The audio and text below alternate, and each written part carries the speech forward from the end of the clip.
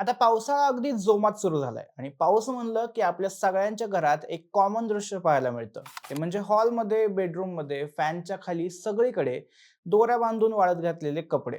त्यातही 2-2 दिवस कपडे वाळत नाहीत आणि मग त्या कपड्यांना एक प्रकारचा कुबट वास येऊ लागतो. या समस्येवर कायमचा उपाय म्हणजे वॉशिंग मशीन सोबत एक ड्रायर घेणं. पण मार्केटमध्ये गेल्यावर आपल्याला अनेक प्रश्न पडतात. नव्याने मशीन घ्यायची असेल तर वॉशर ड्रायर कॉम्बो घ्यावा का? ज्यांच्याकडे आधीच वॉशिंग मशीन आहे त्यांना वेगळा ड्रायर परवडेल का? आणि बजेट एकदमच कमी असेल तर ऑनलाईन मिळणारे 3 ते 4 हजारांचे कॉम्पॅक्ट ड्रायर्स खरंच चांगलं काम करतात का? आजच्या या व्हिडिओमध्ये आपण या तिन्ही पर्यायांचं एकदम डिटेल अनालिसिस करणार आहोत आणि सोबतच प्रत्येक कॅटेगरीमधले बेस्ट मॉडेल त्यांच्या किमतीसह बघणार आहोत. त्यामुळे व्हिडिओ अजिबात स्किप न करता शेवटपर्यंत नक्की बघा. मी सुदेश आणि तुम्ही पाहताय टेक भारी. सगळ्यात आधी आपण बोलूया वॉशर ड्रायर कॉम्बो बद्दल. जे लोक आता नवीन वॉशिंग मशीन घेण्याचा विचार करतायत त्यांच्यासाठी हा एक अतिशय स्मार्ट आणि स्पेस सेव्हिंग असा ऑप्शन आहे. वॉशर ड्रायर कॉम्बो म्हणजे एकाच मशीनमध्ये कपडे धुण्याची आणि ते 100% वाळवण्याची सुविधा. म्हणजे तुम्ही कपडे धुवायला टाकले की ते डायरेक्ट धुवून वाळवून मिळतात. मशीनमधून काढायचे आणि डायरेक्ट कपाटात ठेवायचे. पण इथे एक गोष्ट लक्षात घेणं गरजेचं आहे की वॉशर ड्रायर कॉम्बिनेशन असलेल्या मशीनमध्ये कपडे धुण्याची आणि वाळवण्याची कॅपॅसिटी वेगळी वेगळी असते. म्हणजे एखाद्या मशीनमध्ये तुम्ही 9 किलो कपडे धुवू शकत असला तर 5 किंवा 6 किलोच कपडे वाळवू शकता. याचं कारण म्हणजे वाळताना आतमध्ये गरम हवा फिरण्यासाठी जास्त जागेची गरज असते. त्यामुळे जर तुम्ही मशीन पूर्ण भरून कपडे धुतले तर तुम्हाला ते वाळवताना 2 टप्प्यांमध्ये वाळवावे लागतील. वॉशर ड्रायरचा आणखीन एक मोठा प्रॉब्लेम म्हणजे त्यांची किंमत. 50,000च्या खाली हार्डली एखादा पर्याय तुम्हाला मिळू शकतो. नाहीतर सगळेच चांगले वॉशर ड्रायर हे 50,000च्या वरच मिळतात. सॅमसंग, LG, IFB अशा ब्रँड्सचे वॉशर ड्रायर मस्त आहेत. Amazon किंवा Flipkartवर खरेदी करताना एक गोष्ट लक्षात ठेवा, की बऱ्याच वेळा आपण वॉशर ड्रायर असं सर्च केलं असलं, तरी मध्ये-मध्ये फक्त वॉशिंग मशीनचे ऑप्शन देखील ते दाखवतात. तेव्हा नीट वाचूनच पुढे जा. वॉशर ड्रायरला 2 in 1 असं लिहिलेलं असतं किंवा मग लोड कॅपॅसिटीची माहिती देताना 11 किलो वॉश, 7 किलो ड्राय असं स्पेसिफिक मेन्शन केलेलं असतं, ते बघा. तुम्ही Amazon किंवा Flipkartवर खरेदी करत असाल तर 55,000च्या रेंजमध्ये LG कंपनीचे काही ऑप्शन्स अवेलेबल आहेत. Samsungचे 60,000पर्यंत जातात. इलेक्ट्रोलक्स या कंपनीचे देखील काही वॉशर ड्रायर आहेत. ही कंपनी मी जास्त ऐकलेली नाही, पण ते आपल्या मशीन्सवर 5 वर्षांची स्टँडर्ड वॉरंटी आणि 10 वर्षांची मोटर वॉरंटी देत आहेत. तुमच्या एरियामध्ये याची सर्व्हिस मिळत असेल तर हा देखील ऑप्शन तुम्ही नक्कीच बघू शकता. बाकी IFB ब्रँडचे 3 in 1 फंक्शन असणारे चांगले पर्याय देखील 50,000पासून अवेलेबल आहेत. यामध्ये तुम्हाला वॉशर, ड्रायर आणि रिफ्रेशर देखील मिळतं. बऱ्याच वेळा काय होतं, कितीतरी कपडे आपण थोडाच वेळ घातलेले असतात. ते टेक्निकली खराब झालेले देखील नसतात, पण वापरलेत म्हणून आपण धुतो. यात पाणी आणि वेळ दोन्ही वाया जातं. यासाठीच रिफ्रेशर फीचर कामी येतं. यामध्ये पाणी किंवा डिटर्जंटचा वापर होत नाही. फक्त वाफ आणि गरम हवेचा वापर करून कपड्यातला कुबट वास आणि सुरकुत्या काढल्या जातात. थोडक्यात सांगायचं तर पार्टीवरून किंवा ऑफिसमधून आल्यावर हलके वापरलेले कपडे लगेच फ्रेश करून पुन्हा वापरण्यासाठी किंवा कपाटात ठेवण्यासाठी हे रिफ्रेशर फीचर फायद्याचं आहे. असो, हे थोडं विषयांतर झालं आणि ही IFBची जाहिरात वाटायला लागली आहे. हा व्हिडिओ स्पॉन्सर्ड नाहीये. ओके. तर हे झालं त्यांचं जे नवीन मशीन घेतायत. पण ज्यांच्याकडे आधीपासूनच एक वॉशिंग मशीन आहे त्यांचं काय? तर त्यांच्यासाठी फक्त ड्रायर घेण्याचा देखील ऑप्शन अवेलेबल आहे. स्टँड अलोन ड्रायर्स हे नावातच दिल्याप्रमाणे फक्त कपडे वाळवण्याचं काम करतात. या मशीन्स दिसायला अगदी वॉशिंग मशीन सारखेच असतात. त्यातही तुम्ही ओले धुतलेले कपडे टाकायचे, त्या मशीन्स तुम्हाला कपडे वाळवून देतात. ड्रायर घेण्याच्या बाबतीत देखील काही अडचणी येऊ शकतात. पहिलं म्हणजे ड्रायर ठेवण्यासाठी लागणारी जागा.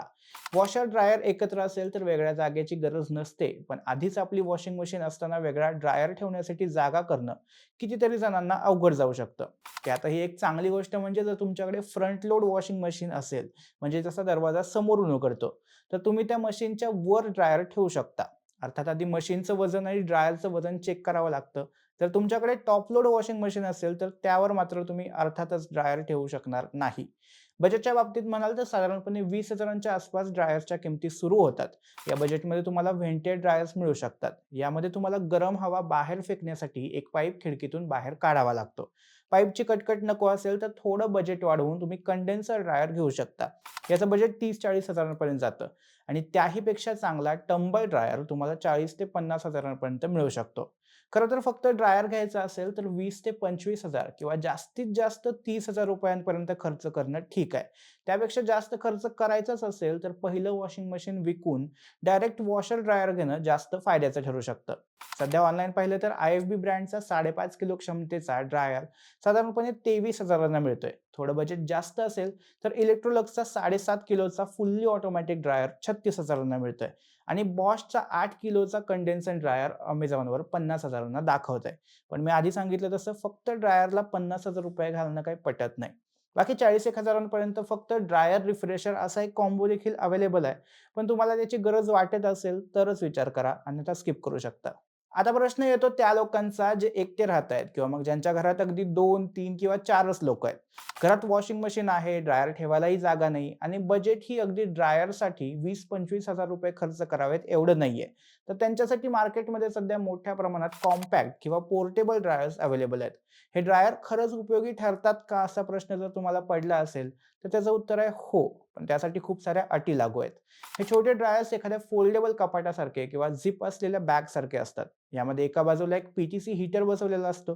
तुम्ही तुमचे ओलसर म्हणजे पिळून काढलेले कपडे हँगरवर लावून त्या मशीन्सला अडकवायचे असतात आणि बॅगची झिप लावून हीटर सुरू करायचा. हीटरची गरम हवा आतल्या आत त्या कपड्यांना वाळवते असं याचं मेकॅनिझम असतं. अशा मशीन्सचं सगळ्यात मुख्य आकर्षण म्हणजे त्यांची किंमत. म्हणजे Amazon, Flipkart किंवा Mishoवर देखील जर तुम्ही पाहायला गेला तर अवघ्या 1,500 रुपयांपासून अशा मशीन्स अवेलेबल आहेत. 5 ते 6,000 पर्यंत एक डिसेंट अशी मशीन तुम्हाला मिळू शकते. रोजच्या वापरातले कपडे, लहान मुलांचे कपडे आणि सगळ्यात मेन म्हणजे अंडरगार्मेंट्स वाळवण्यासाठी हे एकदम परफेक्ट आहे. पण काही प्रॉब्लेम देखील आहेत.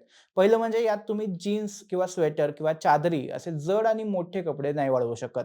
आणि दुसरं म्हणजे यातल्या जवळपास सगळ्या मशीन्स चायना मेड असतात. त्यामुळे त्यांची काही वॉरंटी गॅरंटी मिळत नाही. त्यातल्या त्यात अगारो, DMR किंवा लाईफलॉंग अशा बऱ्यापैकी ओळखीच्या कंपन्यांचे पर्याय तुम्ही बघू शकता. तेही घेताना त्याला मिळालेल्या रेटिंग्स नक्की बघा. सेलरची माहिती चेक करा आणि सगळ्यात मेन म्हणजे फोटो आणि व्हिडिओ असणारे रिव्ह्यूज चेक करा. हे सगळं तपासल्यानंतर जर तुम्हाला वाटलं की ही मशीन आपल्या वापराची ठरू शकते, तर नक्कीच घेऊ शकता. तर मित्रांनो, आता वेळ आली फायनल वर्डिक्टची. तुमच्यासाठी नेमकं कोणतं मशीन योग्य आहे, हे खरं तर तुमच्या गरजेवर आणि बजेटवर अवलंबून आहे. जर तुम्ही नवीन घरात शिफ्ट होत आहात किंवा मग तुम्हाला डायरेक्ट नवीन वॉशिंग मशीन घ्यायचंय आणि बजेट 40-50 हजारांच्या पुढे आहे, तर अजिबात विचार न करता एक मस्त वॉशर ड्रायर कॉम्बो घ्या. हे तुमच्या जागेची आणि वेळेची दोन्हीची बचत करेल.